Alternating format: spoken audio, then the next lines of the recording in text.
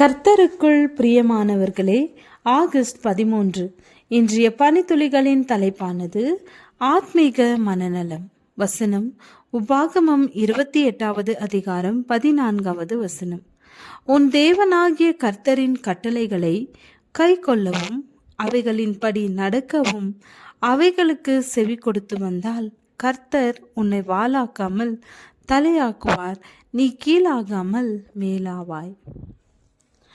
மத்திய பாலஸ்தீனத்தில் உள்ள 2 உயரமான மலைகளை பற்றி பார்ப்போம். இந்த 2 மலைகளுக்கு இடையே செக்கிம் எனும் பட்டணம் இருந்தது.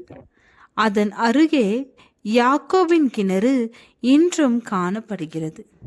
தேவன் இஸ்ரவேல் மக்களிடம் ஏவாள் என்ற மலை மீது ஒரு பலிபீடத்தை கட்டி பின் கற்களின் மீது தனது பிரமாணங்களை எழுதும்படி சொல்லியிருந்தார்.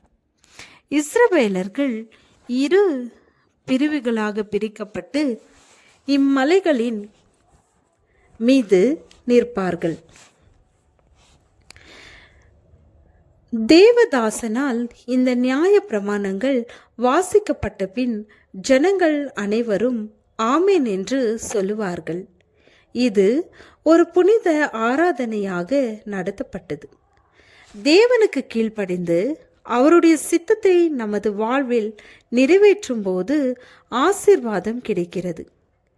கீழ்ப்படியாமையின் நிமித்தம் ஆத்மீக மனநலம் கெட்டு போய் விடுகிறது. உதாரணமாக, ஆகாய விமானத்திலிருந்து வெளியே குதிக்கிற மனிதனுக்கு மரணம் நிச்சயம். ஏனென்றால் பூமியில் உள்ள புவியீர்ப்பு சக்தியின் விதிமுறைகளை புறக்கணிக்கிறவராயிருக்கிறார். தேவனுடைய விதிமுறைகளை புறக்கணிக்காதபடி வாழ்ந்தால் தேவ ஆசீர்வாதத்தை பெற்றுக்கொள்ளலாம். இன்று நான் உனக்கு விதிக்கிற உன் தேவனாகிய கர்த்தருடைய கட்டளைகளின்படியெல்லாம் செய்ய நீ கவனமாயிருக்கும்படிக்கு அவர் சத்தத்திற்கு உண்மையாய் செவி கொடுப்பாயானால் உன் தேவனாகிய கர்த்தர் பூமியிலுள்ள சகல ஜாதிகளிலும் உன்னை மேன்மையாக வைப்பார். நீ உன் தேவனாகிய கர்த்தரின் சத்தத்துக்கு செவி கொடுக்கும் போது இப்பொழுது சொல்லப்படும் ஆசீர்வாதங்களை எல்லாம் உன்மேல் வந்து உனக்கு பலிக்கும். உன் கூடையும் மாப்பிசைகிற உன் தொட்டியில் ஆசீர்வதிக்கப்பட்டிருக்கும். நீ வருகையிலும் ஆசீர்வதிக்கப்பட்டிருப்பாய், நீ போகையிலும் ஆசீர்வதிக்கப்பட்டிருப்பாய். உனக்கு விரோதமாய் எழும்பும் உன் சத்துருக்களை கர்த்தர் உனக்கு முன்பாக முறியடிக்கப்படும்படி ஒப்பு கொடுப்பார். ஆண்டவர் தமது நன்மைக்காகவே பிரமாணங்களை கொடுத்து இருக்கிறார். நாம் நன்றியுள்ளவர்களாக இருக்க வேண்டும். கீழ்ப்படிதலுடன் இணைந்தது ஆசீர்வாதம். இயேசு கிறிஸ்து பிதாவின் சித்தத்திற்கு கீழ்ப்படிந்தார்.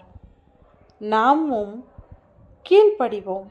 கிறிஸ்துவின் குணங்களை பிரதிபலிப்போம். வாழ்வில் அற்புதங்கள் நடக்க நம்மை பரிசுத்தப்படுத்திக் கொள்வோம். தேவன் ஆசீர்வாதங்களினால் நம் வாழ்க்கையை நிரப்புவாராக. ஜெபம். பரமபிதாவே, உமது ஆசீர்வாதங்கள் அளவற்றது. அவைகளை இன்று நான் பொறுப்பு கொள்ள கிருபை தாரும். ஆமேன்.